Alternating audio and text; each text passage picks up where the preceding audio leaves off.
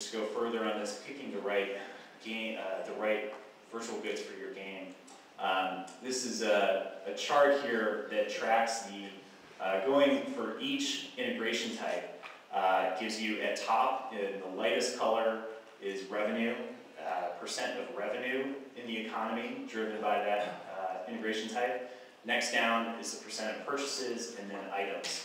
And then we've ranked this bar chart by revenue. So as you can see, power-ups are at the top, aesthetics at the bottom of the list in terms of revenue. A couple of takeaways are the power-ups, accelerators, consumables. These are items that make an impact on your gameplay from square one.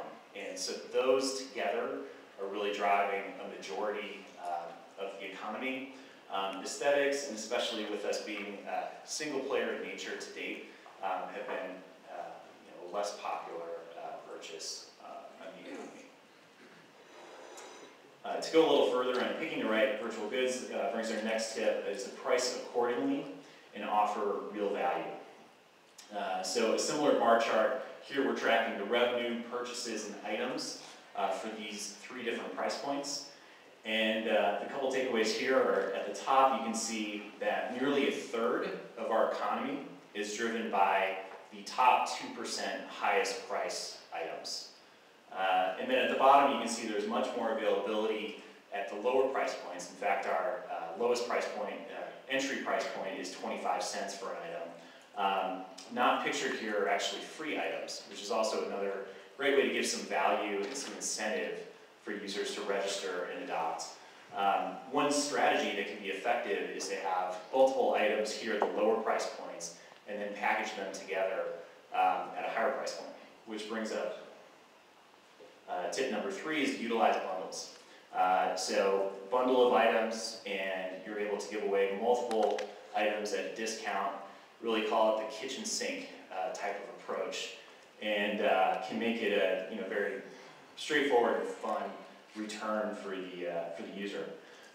Here we have an example from Bloons Tower Defense 4, and you're able to quite literally unlock all of the premium upgrades they have in that game.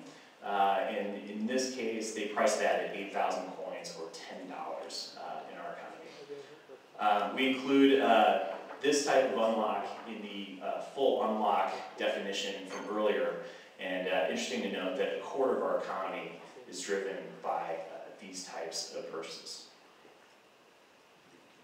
So number 4, here I'll offer up a don't amidst all these do's. Don't retrofit. So just to simply take the game that you've created and hang some transactions off of it has not succeeded on our platform. The successful games are incorporating and thinking about microtransactions from square one of game design. An example, in one of our early games on the platform, Stunt Bike Pro, had some levels that you could unlock through normal gameplay, and they actually were not difficult to unlock just by playing through.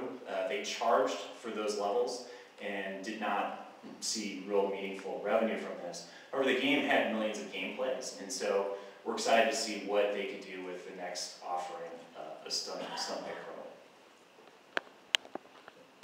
Tip number